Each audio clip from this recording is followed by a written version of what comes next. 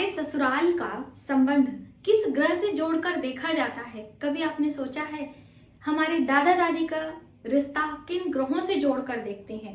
जो हमारा ये सांसारिक जीवन है, किसी न किसी ग्रह से सभी रिश्ते जुड़े हुए हैं। जो ये 9 के 9 ग्रह होते हैं, ज्यादातर 7 ग्रह होते हैं, 2 छाया ग्रह होते हैं, लेकिन सभी जो हमारे रिश्ते हैं, मौसा मौसी बात करें, हम बुआ फूफा की बात करें, हम अपने पत्नी की बात कर लें, अपने माता पिता की बात कर लें, सभी जो हमारे ये सांसारिक रिश्ते हैं हमारे इन 9 ग्रहों की श्रेणी में आते हैं। और ऐसा भी माना जाता है, ज्योतिषाचार्यों की हम माने तो जो हमारे ये रिश्ते होते हैं, जिन ग्रहों से संबंध रखते हैं, यदि हमारे बर्थ चार्ट में वो ग्रह कमजोर स्थिति में बैठे हैं या फिर उनका अशुभ परिणाम हमें प्राप्त हो रहा है, तो उन ग्रहों को मजबूत करने के लिए यदि हम उन रिश्तों को सुधार लेते हैं तो हमारे जीवन में खुशियां आ जाएंगी। का टॉपिक होने वाला है दोस्तों कि हम अपने रिश्तों को सुधारते हुए अपने ग्रहों को कैसे मजबूत करें।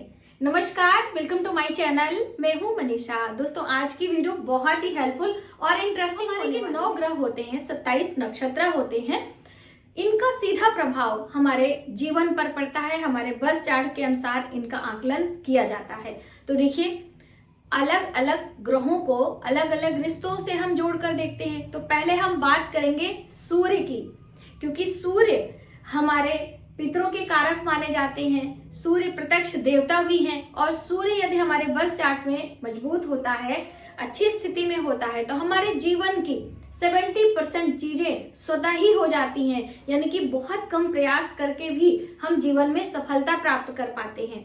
हमें आरोग्यता की प्राप्ति होती है, हमें समाज में मान सम्मान की प्राप्ति होती है, और वहीं पर हमारे जो सरकारी सेवा से होते हैं, यानी कि सरकार की तरफ से धन लाभ होता है, वो भी सूर्य ही हमें देता है। और इनका रिश्तों में किससे संबंध है? तो ज्यादातर लोगों को आप में से पता होगा, पिता से संबंध होता है सूर्य का। यानी कि जब हमारे पिता से नहीं बनती है तो कहीं ना कहीं हमारे समाज में भी हमारा उतना प्रतिष्ठा नहीं होता है। इसीलिए आपको यदि मान सम्मान पाना है अपने समाज में, अपने ऑफिस में, अपने किसी भी स्थिति में आपको मान सम्मान चाहिए, अपना आरोग्यता चाहिए, तो अपने पिता से अपने संबंध आपको अच्छे रखना है। अब उनको कैसे प्रसन्न करना है, कैसे उनकी बातों पर हमें खरे उतरना है। देखिए, पिता में और पुत्र हो या पुत्री हो, उनमें क्या होता है कि समय के उसकी वजह से थोड़ा सा मतभेद पैदा हो जाता है, क्योंकि वो अपने हिसाब से आपको अपना जीवन व्यतीत करने के लिए सलाह देते हैं और आप चाहते हैं कि हम अपने हिसाब से जाने, पिताजी पहले के हैं, पुराने जमाने के हैं, तो वो थोड़ा सा मतभेद हो जाता है। तो आप उसे बैलेंस करके कैसे अपने रिश्तों को अच्छा बनाएं और अपने ग्रहों को भी अच्छा करें। तो पिता का सम्मान करना है, उनका आदर करना है और उनका आशीर्वाद लेना है, साथ ही सूर्य भगवान की आराधना करनी है। इस तरह से यदि आप इन सभी चीजों को बैलेंस करके चलेंगे तो आपको जीवन में मान सम्मान की प्राप्ति। दूसरे ग्रह की हम बात करते हैं, चंद्र ग्रह। तो चंद्र ग्रह का संबंध मन से होता है। चंद्रमा मन का मालिक होता है, और यदि हमारी बर्थ चार्ट में चंद्रमा अच्छी स्थिति में है ना, तो हमारा मन हमेशा अच्छा रहता है, स्थिर रहता है। जिसका चंद्रमा अच्छा नहीं रहता वो आदमी हमेशा परेशान रहता है, व्याकुल रहता है। यानी छोटी सी भी घटना होती है तो आप बिल्कुल परेशान हो जाते हैं, हमें क्या करना है, क्या करना है।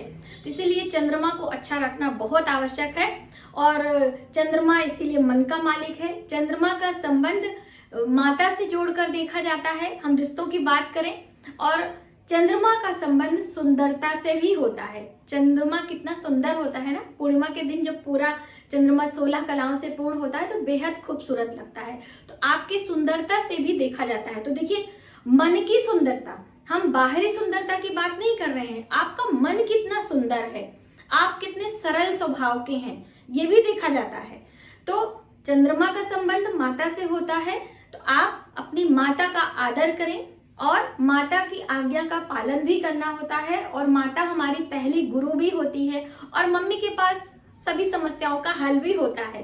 तो आप अपनी माता का आदर करें, उनका सम्मान करें और उनका आशीर्वाद लें। तो देखिए, जैसे कि सूर्य देव को प्रसन्न करने के लिए हम भगवान सूर्य की आराधना करते हैं और उनका पूजन करते हैं, इसी तरह से चंद्र ग्रह को बैलेंस करने के लिए माता के साथ साथ में आपको अपनी माता के हाथों से एक चांदी की डिब्बी में चावल भरकर आशीर्वाद स्वरूप आप अपने पास रखेंगे तो आपका चंद्रमा बैलेंस रहेगा, मजबूत रहेगा और आपको हर क्षेत्र में सफलता प्राप्त होगी। जाहिर सी बात है, जब हम घबराएंगे नहीं, हम धीरज से सूझबूझ से सभी काम करेंगे तो हम उसका हल भी निकाल सकेंगे, कोई भी विषम परिस्थिति आएगी।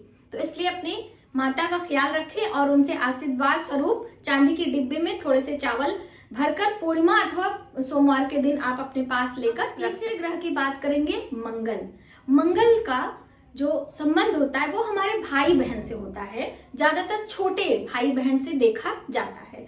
तो मंगल यदि हमारे बर्थ चार्ट में मजबूत होता है तो हमें बल प्रदान होता है, यानी आप शारीरिक रूप से बहुत मजबूत होते हैं और जिसका शरीर मजबूत होता है वो किसी भी कार्य को करने में सक्षम होता है। इसीलिए आपने देखा होगा जितने भी स्पोर्ट्स में लोग जाते हैं उनका मंगल बहुत अच्छा होता है। आर्मी में जो लोग जाते हैं उनका मंगल बहुत अच्छा होता है क्योंकि उसमें शारीरिक श्रम अधिक करना पड़ता है।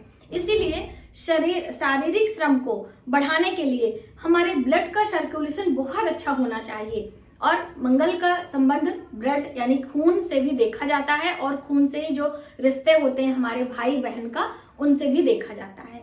तो आप अपने भाई बहनों का आदर करें, सम्मान करें, उनकी जरूरत को पूरा करें क्योंकि आप बड़े भाई बहन हैं तो आपका अधिकार बनता है और कभी भी किसी के हिस्से को लेने की आवश्यकता नहीं है। यदि आप अपने भाइयों का हक लेते हैं तो आप जीवन में कभी भी तरक्की नहीं कर सकते हैं, ता जिंदगी आप संघर्षपूर्ण आपका जीवन बना रहता है।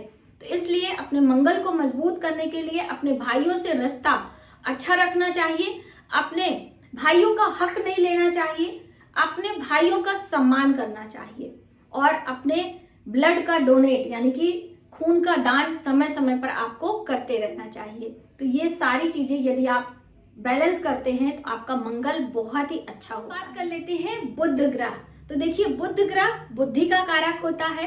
बुध ग्रह हमारी सूझबूझ यानी कि हम कब हमें क्या चीजें बोलनी है, कैसे बोलनी है और कितना बोलना है, ये चुस्ती दुरुस्ती हमें बुध ग्रह देता है। और वहीं हम सिम्टम्स की लक्षणों की बात करें तो पता है जिसका बुध अच्छा होता है वो व्यक्ति अपनी उम्र से बहुत कम दिखता है, यानी कि वो 40 का हो जाता है फिर भी वो 25 का दिखता है। उसकी स्किन से उसके उम्र का पता नहीं चलता है और स्किन बहुत ग्लो करती है। और ज्यादातर हाइट की हम बात करें तो उनकी हाइट छोटी ही देखी जाती है। बिजनेस करने का इनका जो दिमाग होता है बहुत ही अच्छा होता है, तो इसलिए बुद्धि का कारक माना जाता है। और हम रिश्तों की बात करें तो रिश्तों में ननिहाल पक्ष से जोड़कर देखा जाता है। ननिहाल में कौन आते हैं? आपके पूरे परिवार को, यानी कि आपके मामा, आपकी मामी, आपकी मासी। और ससुराल पक्ष में हम बात करें तो जो आपकी बुआ होती हैं, जो आपकी बहनें होती हैं, ये सारे बुध ग्रह से जोड़कर देखे जाते हैं। इनसे आपको अपना रिश्ता अच्छा रखना है, तभी आपको बुध ग्रह से शुभ परिणाम प्राप्त होंगे और व्यापार में भी आप तरक्की करेंगे। बुध ग्रह धन से जोड़कर देखा जाता है तो वैभव का कारक भी माना जाता है। तो इसलिए आपको इन सभी से रिश्तों में मधुरता रखनी है और समय समय पर इन रिश्तों को, जो आपके रिश्ते हैं बुध ग्रह से संबंधित, बुधवार के दिन पानी पूरी खिलाना है।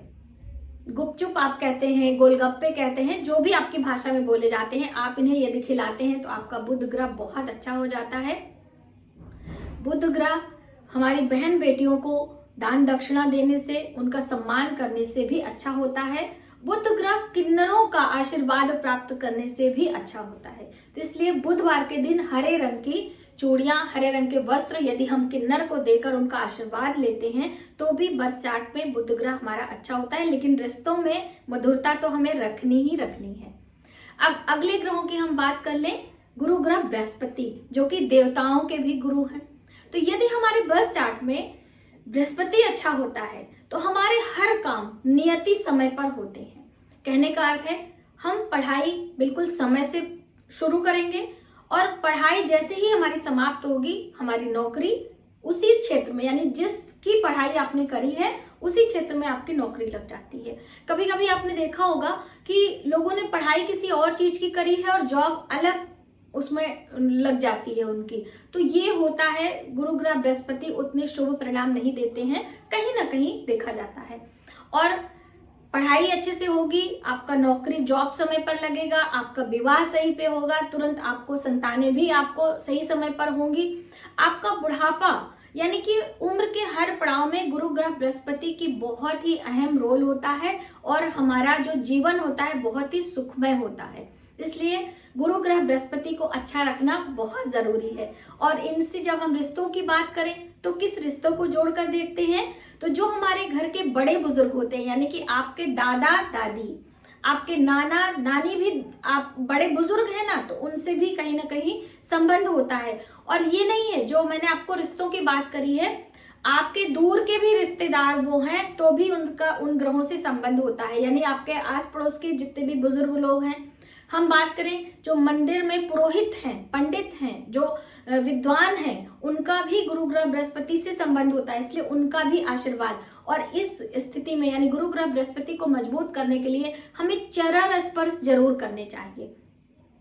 अपने बड़े बुजुर्ग के हाथ पैर लगा के आशीर्वाद लेना चाहिए और उनको प्रसन्न करना चाहिए, उनका आदर करना चाहिए और उनकी सेवा भी करनी चाहिए। तो इस तरह से हम अपने गुरु ग्रह बृहस्पति को अच्छा रख सकते हैं।